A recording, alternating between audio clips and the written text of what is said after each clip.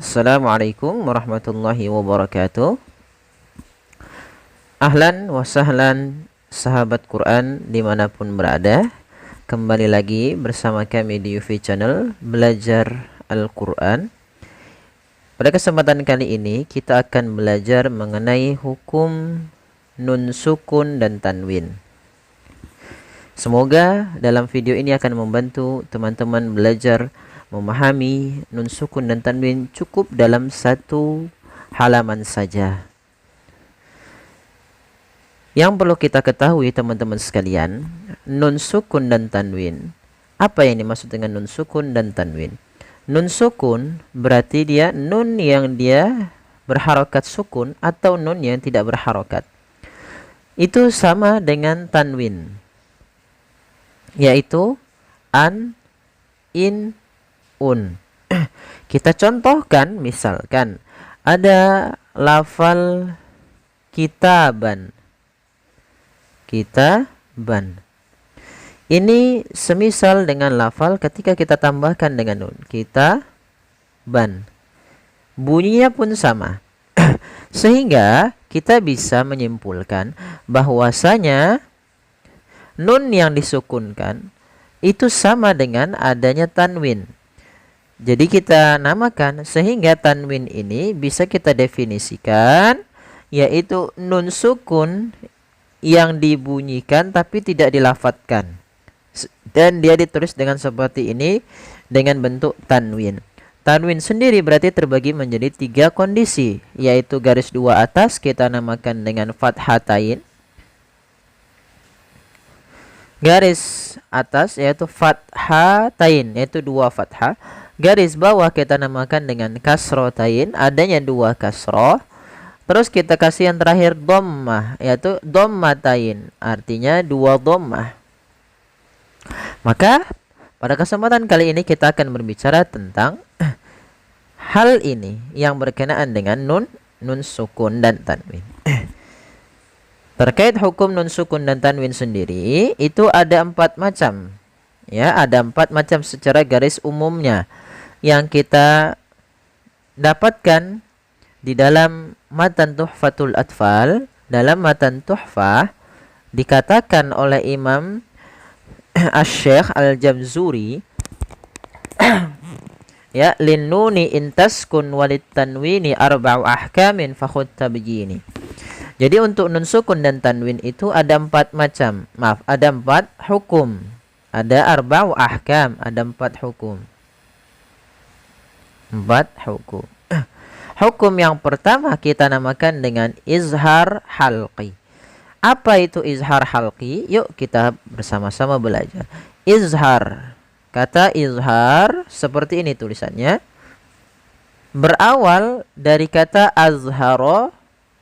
Azharo yuzhiru, yang artinya menampakkan, menimbulkan, menjelaskan. Sementara kata izhar diartikan sebagai al-bayan, artinya jelas. Apa yang dibaca jelas? Nah, itu adalah yang dibaca jelas adalah izhar adalah ikhraju kullu harfin min makhrajihi min ghairi gunnatin kamilatin fil harfil mudhar. Yang dimaksudkan adalah menampak atau mengeluarkan huruf dari makhrajnya tanpa disertai dengan gunnah, yang dimana tanpa disertai gunnah pada huruf-huruf yang dimudharkan, yaitu huruf nun sukun dan tanwin. Kalau misalnya nun sukun jelas, misalnya masalan, maka suara lannya harus jelas, yaitu suara nun sukunnya. Karena di sini tanwin tadi kita bahas adalah suara nun sukun yang dilafazkan tapi tidak ditulis. Maka suara nun sukun dan tanwinnya ketika membaca izhar itu harus jelas. Kapan terjadinya hukum nun sukun dan hukum izhar ini? Yaitu apabila ada nun sukun dan tanwin ini, ada nun sukun dan tanwin yang ini bertemu dengan 6 huruf. Yang pertama huruf hamzah, yang kedua huruf ha, yang ketiga ain, keempat ha, ghain dan kha. Maka ini kita namakan dengan bacaan izhar. Maka huruf izhar itu ada 6. Maka dinamakan dengan izhar halqi disebabkan karena huruf izhar ini keluar daripada makhraj halq. Makhraj halq yaitu tenggorokan. Sehingga ketika ada nun sukun atau tanwin bertemu dengan 6 huruf ini harus dibaca jelas. Contohnya pada lafal man amana. Man aman. Man amana. Pada lafal man amana ini ada nun sukun, ada nun yang disukunkan bertemu dengan huruf hamzah setelahnya, sehingga suara nunnya tadi harus jelas karena izhar itu adalah kita menjelaskan suara muzharnya, menjelaskan huruf yang dibaca jelas, yaitu suara nunnya harus jelas, tidak boleh ditahan, tidak boleh man amana, tidak, tapi langsung saja man amana. Kemudian kita ambil contoh kembali ketika adanya tanwin. Nah, sekarang adanya tanwin fathatain bertemu dengan huruf H. Nah, di sini kita coba warnai dengan warna merah. Ya. Ya. Pada kata fariqon hada, di sini ada fathatain atau tanwin bertemu dengan ha, maka suara konnya harus jelas, tidak boleh ditahan dengan gunnah. Karena izhar adalah menjelaskan, menampakkan suara nun sukun dan tanwin dengan jelas tanpa disertai gunnah. Fariqon hada, fariqon hada, jelas. Kemudian kita ambil contoh yang ketiga, an'amta. Suara nunnya harus dibaca dengan jelas, amta. An'amta. Inilah yang kita namakan dengan izhar halqi. Kemudian kita masuk kepada hukum yang kedua, yaitu idgham. Apa arti daripada kata idgham? Idgham berasal dari kata adghama yudghimu, artinya idkhal. Apa itu idkhal? Idkhal artinya memasukkan. Apa yang dimasukkan? Karena di sini berkaitan dengan nun sukun dan tanwin, maka nun sukun atau tanwinnya yang dimasukkan ke huruf setelahnya. Nah, pada idgham ini sendiri ada 2 macam. Yang pertama kita namakan idgham bi gunnah atau idgham ma'al gunnah. Apa itu huruf-huruf yang berkenaan dengan idgham ma'al gunnah atau idgham bi gunnah? Yaitu di sini harusnya ada 4 huruf, ya, nun, mim, dan waw. Maka teman-teman sekalian, idgham bi gunnah artinya kalau idgham. Nah, sekarang kita bahas sedikit dulu idgham. Idgham artinya ya kita membaca huruf itu langsung dimasukkan ke setelahnya, yaitu idkhalu harfil mudhar, atau ya idkhalu memasukkan huruf nun sukun dan tanwin tadi kepada huruf setelahnya. Berarti di sini kita bisa mendapati idgham bi gunnah. Idgham sudah memasukkan, bi gunnah artinya disertai dengan gunnah atau ma'al gunnah. Nah, contoh di sini yaitu huruf-huruf idgham bi gunnah ada 4. Ya, nun, mim, waw, atau kita sebut dengan kata yanmu. Yanmu. Ya, nun, mim, waw, atau disingkat dengan kata yanmu. Contoh, misalkan ada nun sukun bertemu dengan huruf ya, maka nunnya dimasukkan kepada huruf ya, tidak lagi dibaca man yasha'u, akan tetapi suara nunnya dihilangkan sebagian, tapi masih menyisakan sedikit huruf nunnya pada huruf waw. Pada huruf ya-nya. Maka maya, ya, maya. Maka cara membacanya masukkan ke huruf ya sambil ditahan gunnahnya. Mayyasha'u. Nah, kemudian Contoh yang kedua, apabila ada nun sukun atau tanwin bertemu dengan huruf mim, yaitu masukkanlah suara nunnya kepada suara mimnya. Maka bukan lagi min malin, akan tetapi menjadi mim malin. Mim malin. Langsung masuk. Mim malin. Langsung dimasukkan ke huruf setelahnya dan ditahan suara gunnah pada huruf yang setelahnya. Kalau dia di huruf ya, ditahan di ya-nya. Kalau di mim, ditahan di huruf mim-nya. Nah, idgham bil gunnah juga secara kesempurnaan dan ininya, ini kita namakan dengan idgham naqis. Untuk idgham bil gunnah itu idgham naqis. Bisa dikenal juga dengan idgham naqis. Kemudian idgham yang kedua, idgham bila gunnah. Idgham tanpa gunnah. Hanya idgham saja. Jadi idgham itu istilah untuk memasukkan suara nun atau tanwin kepada huruf setelahnya. Tapi kalau di lam bila gunnah berarti tanpa disertai dengan gunnah. Bila artinya bila, tanpa dengan. Ya, gunnah berarti tanpa disertai dengan gunnah. Huruf idgham bila gunnah sendiri ada dua. Ada dua huruf, yaitu lam dan ro. Lam dan ro. Maka apabila ada huruf nun atau tanwin an bertemu dengan lam atau ro, maka dia langsung dibaca ke huruf setelahnya, yaitu huruf lam dan ro. Contoh di sini mil ladunhu. Tidak dibaca min ladunhu, tapi langsung ke huruf lam. Karena nunnya dianggap tidak ada dan diidghamkan ke huruf lam. Maka mil ladunhu. Mil ladunhu, langsung saja. Kemudian ada beberapa catatan pada idgham bi gunnah ini. Apabila ada nun sukun, ada bacaan nun sukun berada dalam satu kata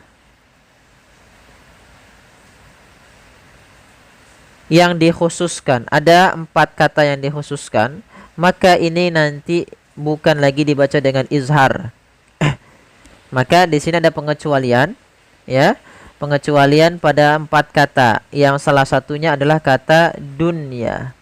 Kata dunya ini tidak boleh dibaca dengan duya, tidak, tapi langsung saja ke ya.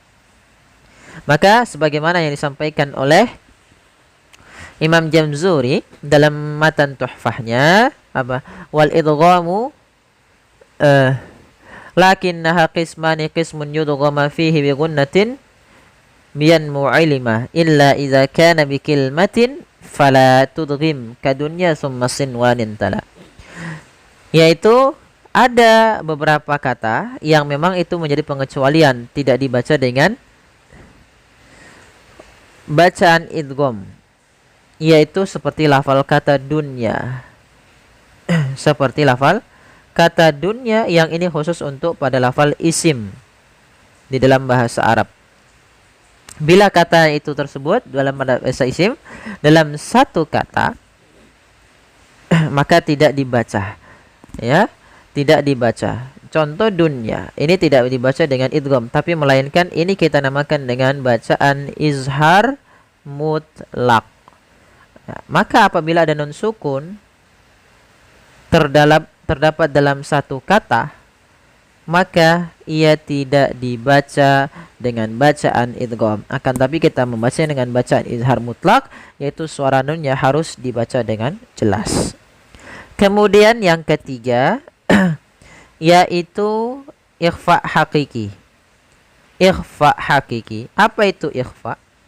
Ikhfa artinya dia menyembunyikan atau menyamarkan, menyamarkan. Hakiki berarti yang hakiki, karena nanti ada ikhfa syafawi. Kapan terjadinya ikhfa hakiki? Terjadinya ikhfa hakiki adalah ketika ada nun sukun atau tanwin an in un bertemu dengan 15 huruf. Ya, berarti sisa daripada huruf yang tadi tidak ada dalam izhar, tidak ada dalam idgham bi gunnah, dan tidak ada dalam idgham bila gunnah. yaitu dan tidak ada nanti dalam yang keempat, itu akan kita bahas iklab. Maka apabila ada huruf hijaiyah selain daripada yang idgham dan izhar tadi, maka itu sisanya untuk ikhfa hakiki, ada 15. Kalau diurutkan ta, tha, jim, dal, zal, zai, sin, shin, sod, dot, ta, dha, fa, qaf, kaf. Atau terkumpul dalam sebuah kata sif dha thana kam jada sakhsun qad sama dum tayyiban fi zid tuqan da' zalima. Nah, terkumpul dalam kata sif sa dha zal fa sana, ya tadi na, maaf, sa kam kaf jada. Nah, itu sampai akhir qad sama dum tayyiban fi zid tuqa da' zalima. Maka ini kita namakan dengan ikhfa hakiki. Bagaimana ikhfa hakiki itu membacanya? Ikhfa yaitu kita membaca di antara bacaan idgham dan bacaan izhar. Nah, jadi kalau idgham tadi memasukkan suara nunnya, kalau izhar dijelaskan suaranya. Suara apa yang dijelaskan? Suara nun dan tanwinnya. Tetapi ikhfa itu disamarkan ke huruf setelahnya. Contoh, di sini ada nun sukun bertemu dengan huruf shad, yang mana shad termasuk huruf ikhfa. Maka cara membacanya adalah samarkan nunnya kepada huruf shad. Maka yang langsung ke huruf shadnya. Nah, nanti sementara itu ada ikhfa bagian ausad, bagian aqrab, bagian ab'ad. Di dalam ikhfa itu sesuai dengan nanti makhraj hurufnya, apakah dekat dengan nun atau tidaknya. Maka di sini kita tebalkan karena shad termasuk huruf yang tebal, maka ikhfa-nya pun tebal. Ya, surkum. Nah, seperti itu. Kemudian kita ambil contoh yang kedua, sira'an dzalika. Maka ini tidak dibaca sira'an dzalika, tapi dia samarkan suara nunnya, suara nun tadi, suara n-nya kepada huruf zal. Sira'an dzalika. Kemudian contoh yang terakhir pada lafal faman thaqulat, yaitu ada nun sukun bertemu dengan huruf tha, maka nunnya disamarkan ke huruf tha. Faman thaqulat, sambil ditahan gunnahnya. Dan masuklah kepada bahasan yang terakhir, yaitu bahasan iklab. Apa itu iklab? Iklab adalah berasal dari kata aqlaba yuqlibu, membalikkan. Membalikkan. Apa yang dibalikkan adalah suara nunnya. Dibalikkan menjadi suara huruf mim. Maka ini terjadi hanya dalam satu kondisi, apabila ada nun sukun atau tanwin an, in, un bertemu dengan huruf ba. Hanya huruf ba saja. Maka cara membacanya, suara nunnya disamarkan kepada, bukan lagi disamarkan, tapi dibalikkan menjadi huruf mim. Nah, dalam bacaan iklab sendiri nanti ada dua cara baca. Cara baca dengan bacaan furjah, kemudian dengan bacaan itbaq. Apa itu furjah? Furjah adalah masih menyisakan sedikit rongga sehingga ada keluar huruf nunnya. Tapi kalau itbaq itu bibir terapatkan sesuai dengan makhraj huruf mim. Bagaimana cara kita ambil? Kedua-duanya boleh, tapi kami lebih mengambil bacaan itbaq, yaitu dengan membaca dengan bibir tertutup rapat. Tapi kalau furjah masih ada, bukan tertutup rapat, tapi ada sedikit bibir yang dia dibuka sedikit. Maka cara membacanya, contoh pada lafal anba'aka, asalnya kan anba'aka, ini nun sukun. Karena bertemu dengan ba, nunnya biasanya ditandai dengan ada mim mati, mim kecil di atas huruf nun, yang artinya kita membaca langsung ke huruf ke huruf mimnya. Nunnya dianggap tidak ada lagi. Maka cara membacanya adalah amba'aka dengan bacaan itbaq. Kalau dengan furjah, amba'aka, masih ada sedikit yang dibuka. Amba'aka. Tapi kalau dia itbaq, tertutup rapat. Amba'aka, amba'aka. Contoh lagi, misalkan min ketemu dengan ba'du, maka kita bacanya dengan bukan min ba'du, tapi mim ba'du sambil ditahan dengan gunnahnya. yaitu suara nun yang dirubah menjadi suara huruf mim.